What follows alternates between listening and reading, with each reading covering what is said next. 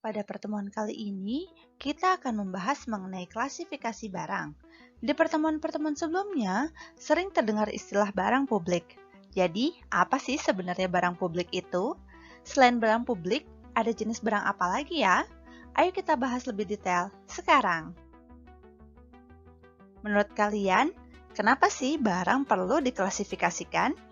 Jawabannya disiapkan ya, nanti saya tanyakan pada sinkronus virtual. Klasifikasi barang sendiri terdiri dari 4 jenis. Yang pertama adalah barang privat, kemudian ada barang publik, lalu ada barang bersama atau club goods, dan yang terakhir adalah common pools goods atau sumber daya bersama. Pengklasifikasian barang dibagi berdasarkan akses dan manfaat barang tersebut. Klasifikasi setiap barang dibedakan berdasarkan karakteristik barang, yaitu excludability atau pengecualian dan rivalry atau persaingan. Excludability mengacu pada akses orang terhadap barang tersebut. Apakah kepemilikan oleh satu orang dapat mencegah penggunaan oleh orang lain? Yang kedua adalah rivalry atau persaingan. Hal ini terkait dengan manfaat yang dapat diperoleh individu ketika barang tersebut sudah dimanfaatkan oleh orang lain. Kalau sudah dipakai oleh orang lain, apakah manfaatnya akan berkurang untuk orang yang akan pakai selanjutnya atau tidak? Nah, sekarang kita bahas terlebih dahulu mengenai private goods atau barang privat atau biasa disebut juga barang pribadi. Apa itu barang privat? Barang privat adalah barang apapun yang sifatnya excludable atau dapat dikecualikan dan rival atau bersaing dalam pemanfaatannya. Coba kita lihat celana jeans sebagai barang swasta. Kita dapat memiliki celana jeans setelah membayarnya.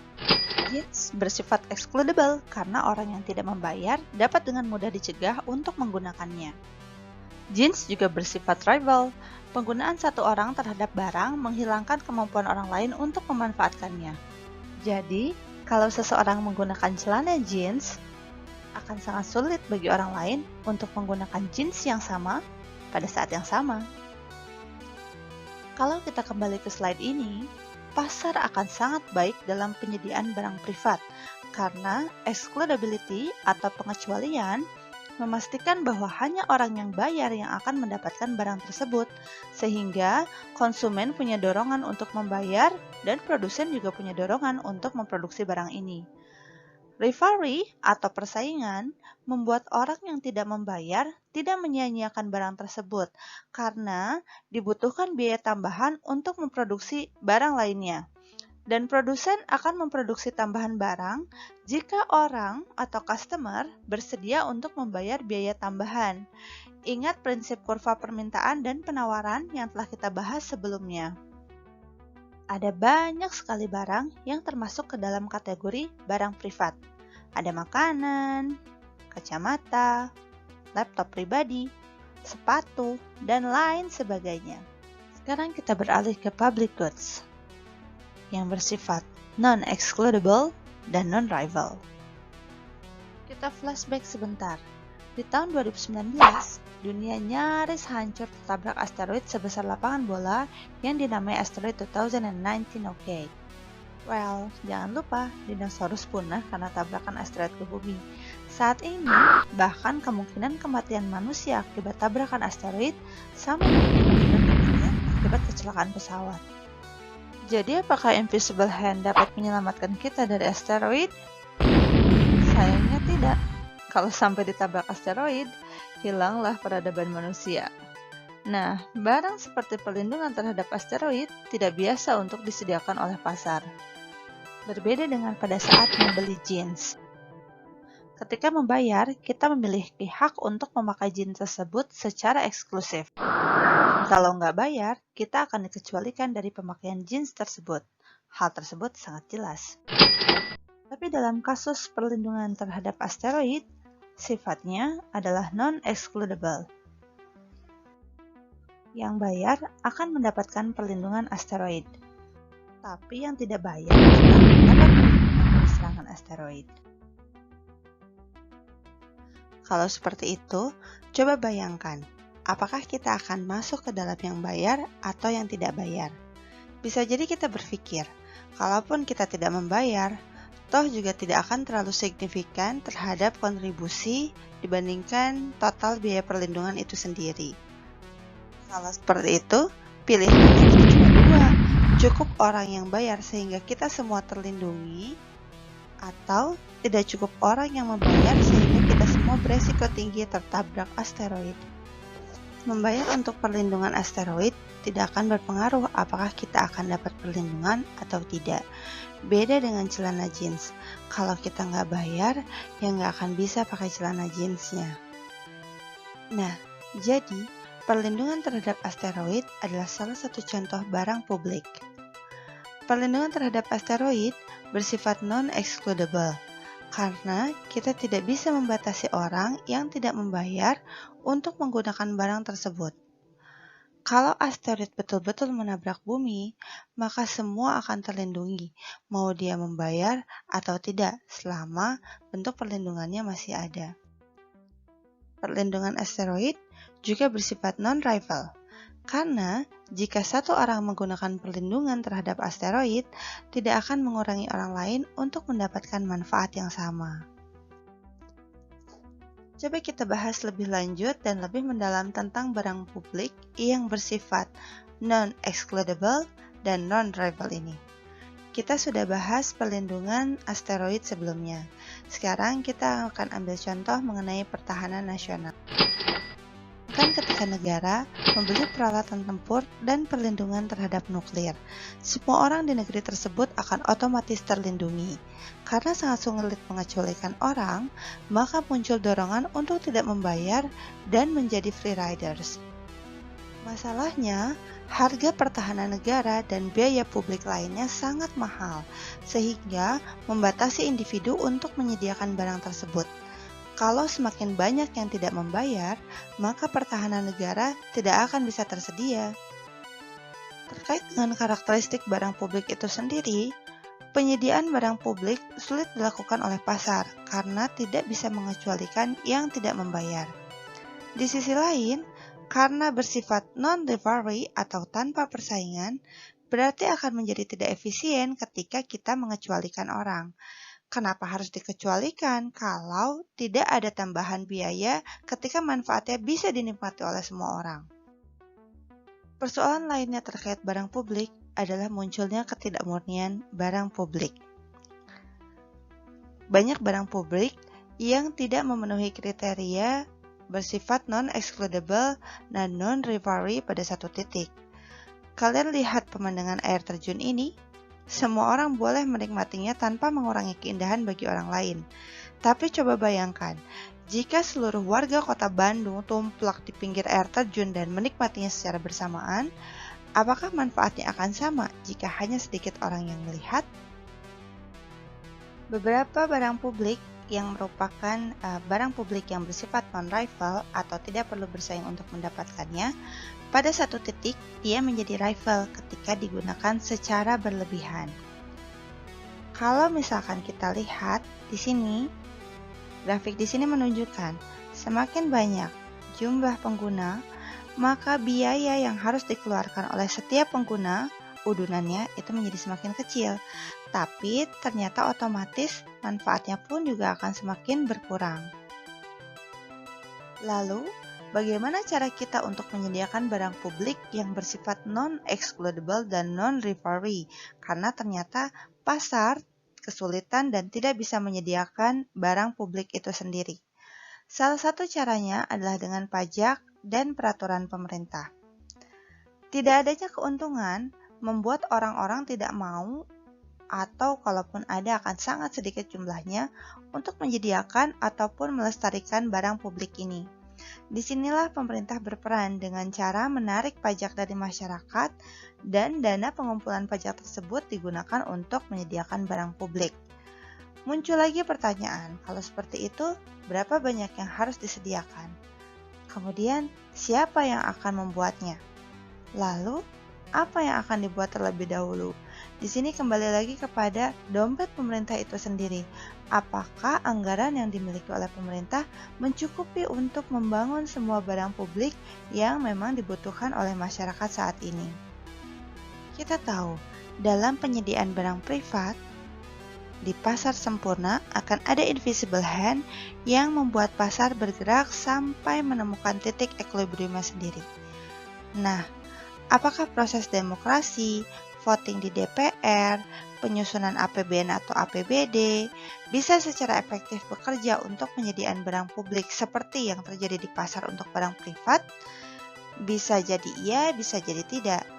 Persoalannya di sini adalah tidak ada invisible hand dalam penyediaan barang publik yang bisa menjamin proses penyediaan barang publik akan berjalan dengan smooth dan lancar. Selain itu, di barang publik juga kita menghadapi persoalan free riders. Ada pihak yang tidak membayar tapi mendapatkan manfaatnya. Nah, ketika diberlakukan skema pajak, persoalan lainnya adalah munculnya forced riders, yaitu orang-orang yang diminta untuk membayar pajak, padahal mereka tidak mendapatkan keuntungan apapun. Atau orang yang diminta membayar pajak melebihi manfaat yang dia terima dari barang publik. Kedua persoalan ini sama penting dan sangat sulit untuk diselesaikan dalam upaya untuk memaksimalisasi manfaat dari barang publik. Kita ingin menghilangkan free riders, tapi tentu saja kita juga ingin menghilangkan forced riders. Tapi ya itu tadi, sayangnya tidak ada invisible hands yang bisa bekerja untuk itu secara otomatis dalam penyediaan barang publik. Semua akan melalui proses politik dalam pengambilan keputusan. Jadi, pemahaman kita sebagai planner mengenai stakeholders itu akan sangat penting untuk mengetahui preferensi dari setiap pengambil keputusan. Dalam hal ini bisa jadi pemerintah dan juga pihak-pihak lainnya, khususnya dalam rangka penyediaan barang publik bagi masyarakat. Last but not least terkait dengan barang publik. Kita perlu fokus kepada fungsi dan karakteristik dari barang publik yang bersifat non-excludable dan non-rival. Pemerintah tidak selalu menyediakan barang publik. Misal, pemerintah menyediakan tiket pesawat Garuda di pasar. Pemerintah memang yang menyediakan tiket pesawat tersebut, tapi tiket pesawat Garuda itu masuk ke dalam kategori barang privat, bukan barang publik. Pelayanan di kantor pos juga disediakan oleh pemerintah, tapi itu tidak termasuk ke dalam barang publik. Pemerintah menyediakan pertahanan negara, itu adalah contoh barang publik. Jadi, ketika mendefinisikan mengenai barang publik, fokus pada sifatnya yang non-excludable dan non-rival, bukan siapa yang menyediakannya. Oke, sekarang kita lanjut ke klasifikasi barang selanjutnya, yaitu club goods.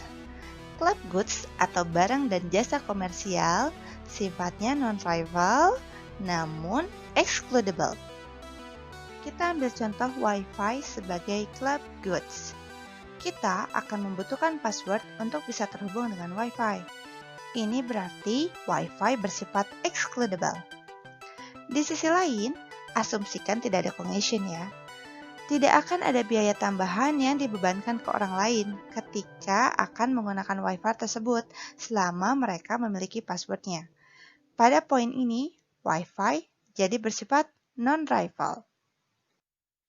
Contoh lainnya adalah Netflix. Kita harus membayar untuk berlangganan.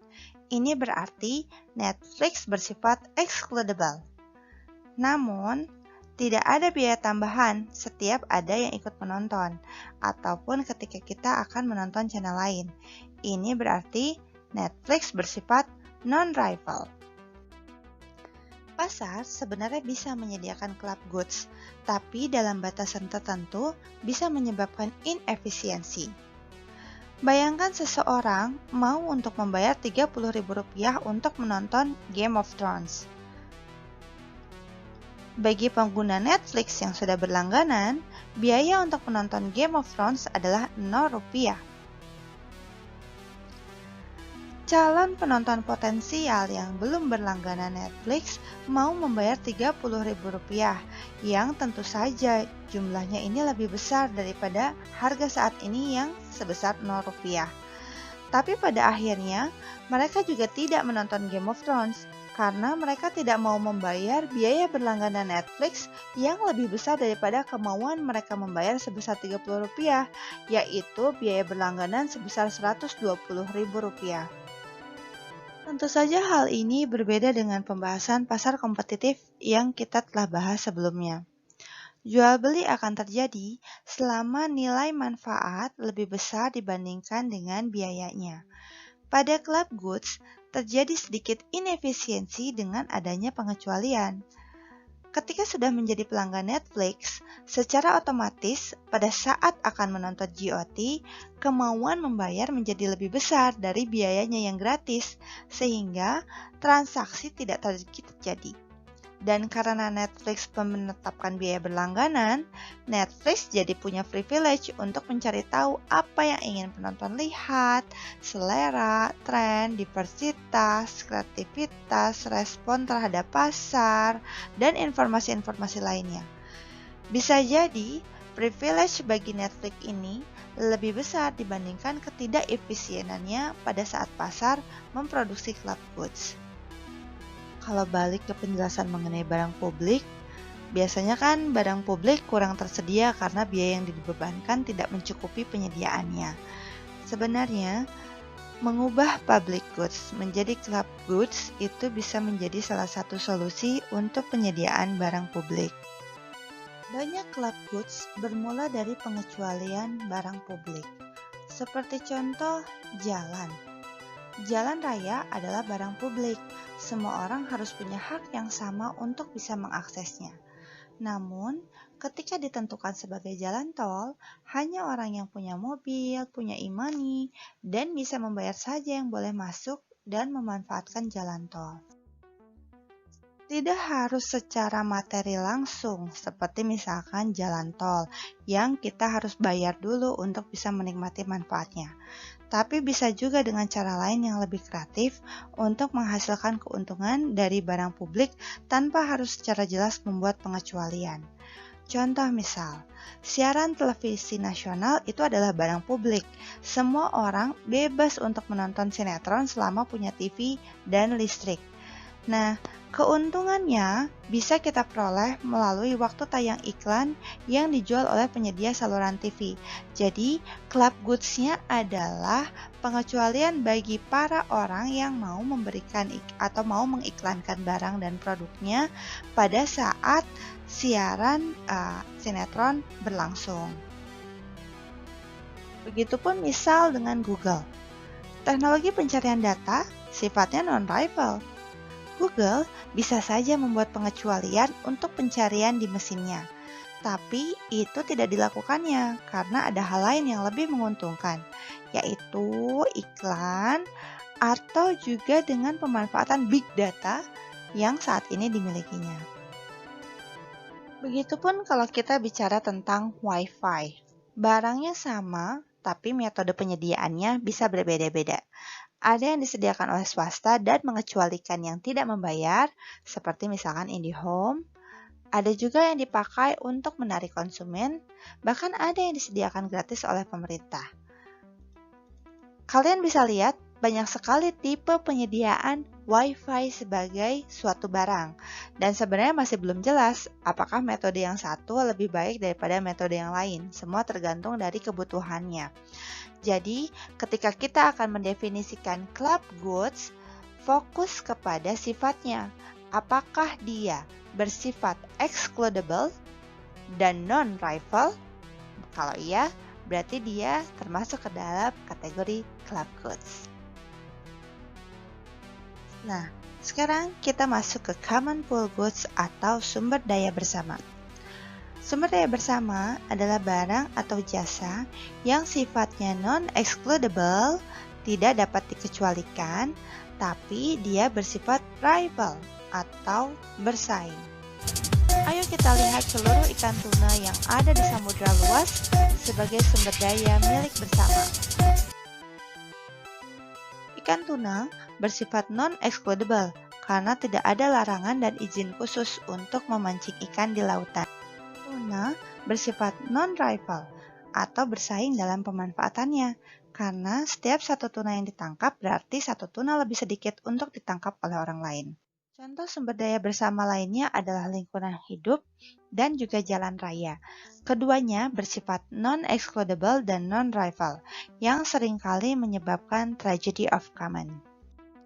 Apa sih tragedy of commons itu? Tragedy of commons adalah kecenderungan sumber daya yang gratis dan bersaing untuk dimanfaatkan secara berlebihan tanpa dikelola dengan baik. Hal yang terjadi kemudian adalah perusakan terhadap sumber daya tersebut. Dalam kasus ikan tuna, terjadi penurunan besar-besaran terhadap stok tuna di lautan. Stok tuna di lautan saat ini sudah mengalami penurunan hingga 75% dibandingkan tahun 1960. Jadi, stok tuna di laut sekarang sudah dalam bahaya. Nggak ada yang mau tuna punah di lautan. Nelayan tidak akan mau kehilangan sumber mata pencahariannya. Pecinta sushi juga tidak mau kehilangan kenikmatan makan sashimi segar, kan? Pabrik tuna kaleng tentu khawatir jadi bangkrut. Bahkan kucing saya juga nggak mau kalau itu terjadi. So why is it happening? Mungkin kalian akan menjawab, jelaslah, tuna enak, banyak yang mau makan tuna, demand tuna tidak sebanding dengan supply-nya, dan sebagainya. Tapi sebenarnya bukan itu gambaran besarnya. Domba juga enak, demand-nya juga tinggi. Lalu apa bedanya dengan tuna? Sekarang kita coba bandingkan antara peternak domba dan nelayan ikan tuna. Kalau peternak domba menghabiskan semua dombanya untuk dijual hari ini, dia tidak akan memiliki domba lagi untuk dijual besok. Dia bisa bangkrut dan usahanya akan tutup. Peternak jadi memiliki motivasi untuk menjaga stok dombanya. Jadi, dia akan memiliki bisnis yang berkelanjutan. Ketika dia menjual sedikit hari ini, dia akan mendapatkan keuntungan yang sedikit juga, tapi dia akan memperoleh keuntungan dengan menjual lebih banyak nantinya. Di sisi lain, bayangkan nelayan ikan tuna. Dia tahu ikan tuna sudah akan punah, tapi apakah dia memiliki dorongan untuk melestarikannya? Tentu tidak. Kalau dia berusaha melestarikan tuna dengan mengambil ikan secukupnya hari ini, hal itu tidak akan menjamin akan ada banyak tuna untuk dia pancing besok. Well, malah mungkin akan ada banyak tuna untuk dipancing nelayan lain hari ini. Nelayan tidak punya keinginan untuk melestarikan ikan tuna di laut karena dia tidak memiliki dan menguasai stok tuna di lautan. Berbeda dengan peternak domba yang memang memiliki stok dombanya. Akhirnya terjadilah tragedy of commons, kepunahan ikan tuna. Kalau sudah terjadi, nelayan tidak bisa lagi mendapatkan ikan tuna. Pabrik ikan tuna juga tutup dan jadi banyak pengangguran. Nggak bisa makan tuna sashimi lagi. Ini adalah tragedi. Perlu contoh lagi, penebangan hutan liar di Kalimantan. Belum lagi perburuan gading gajah sampai hampir mendekati kepunahan. Dalam banyak kasus, tidak ada yang memiliki atau dimiliki. Jadi, tanpa ada mekanisme peraturan pemerintah, tidak ada yang bisa dikecualikan dari penebangan liar maupun perburuan gading gajah liar. Jadi, terjadilah penggunaan yang berlebihan serta minimnya pengelolaan terhadap sumber daya bersama tersebut. Semua orang ingin memaksimalkan keuntungan yang bisa diperolehnya dari sumber daya yang ada. Terus, solusinya gimana dong? Ada beberapa cara untuk menyelesaikan tragedy of commons. Pengaturan dan pengendalian meliputi peraturan dan hukum yang berlaku. Peraturan biasanya digunakan untuk membatasi atau menghindari tragedi sebelum itu terjadi. Tapi dalam banyak kasus, terkadang peraturan juga tidak efisien dan tidak efektif untuk menyelesaikan persoalan tragedy of commons. Pada saat ketersediaan ikan tuna menurun drastis, banyak peraturan yang diberlakukan untuk membatasi penangkapan ikan, misalkan dengan mengatur jumlah kapal yang memperoleh izin maupun membatasi jumlah hari dalam penangkapan ikan. Masalahnya, Ketika aturan fokus pada pembatasan kapal dan hari melaut, nelayan dan pengusaha akan mencari cara untuk tetap bisa mengoptimalkan penangkapan ikan tuna. Sesimpel mereka membuat kapal yang lebih besar, alat yang lebih canggih, teknologi terkini, dan lain sebagainya. Hasilnya, peraturan yang dibuat akan semakin kompleks seiring waktu. Terkadang, upaya-upaya ini hanya memperlambat terjadinya tragedi, namun tidak mencegah terjadinya tragedi tersebut.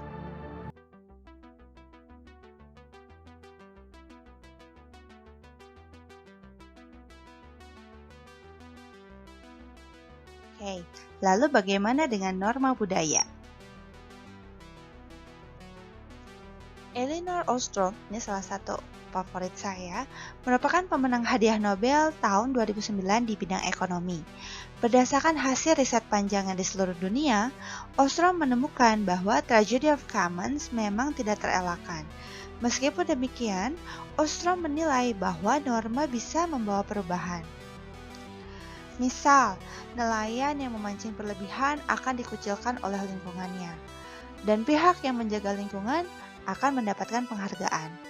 Hal ini bisa jadi sangat efektif, tapi biasanya akan lebih cepat diperoleh dalam komunitas yang kecil. Dan prosedur ini juga sebenarnya membutuhkan waktu yang sangat lama untuk mengubah norma suatu masyarakat. Hal ini sangat memungkinkan untuk mencegah tragedy of commons, tapi tentu saja tidak mudah dan perlu waktu yang sangat lama. Lalu, bagaimana dengan membuat hak kepemilikan bagi sumber daya bersama? Dengan membuat hak kepemilikan pada sumber daya bersama, memungkinkan sumber daya bersama memiliki sifat yang sama dengan barang private, yaitu excludable dan rival. Kita coba jalan-jalan ke New Zealand. New Zealand berhasil menerapkan Individual Transferable Quotas atau ITQs. ITQs memberikan hak kepemilikan kepada sejumlah besar ikan. Jadi, total ITQs adalah jumlah ikan yang boleh ditangkap per tahunnya. Dan ITQs juga bisa diperjualbelikan. Pada akhirnya, sama seperti peternak domba, nelayan ikan tuna ingin ada kepastian jumlah ikan tuna yang bisa ditangkap esok hari. Dia juga akan memastikan nelayan lain mematuhi hal tersebut. Hal ini berdampak positif karena seiring berjalannya waktu, populasi ikan tuna di lautan kemudian mengalami peningkatan dan jumlah ikan tuna yang dapat ditangkap oleh nelayan juga akan menjadi semakin banyak. Jadi, dengan sistem yang tepat, kita bisa mengubah tragedy of commons menjadi solusi yang menyenangkan bagi semua. Sayangnya, salah satu kelemahan ITQs adalah tidak bisa menjamin ikan tetap berada dalam batas teritori suatu negara. Mereka terkadang bermigrasi ratusan mil jauhnya. Kebijakan ITQs akan sangat efektif jika dilakukan oleh kesepakatan beberapa negara. Namun sejauh ini, hal tersebut tidak mudah dilakukan. Tapi, tidak ada salahnya mencoba kan? Untuk menghindari tragedi yang mungkin terjadi terkait kepunahan ikan tuna. Itu tadi pengklasifikasian barang. Sampai berjumpa.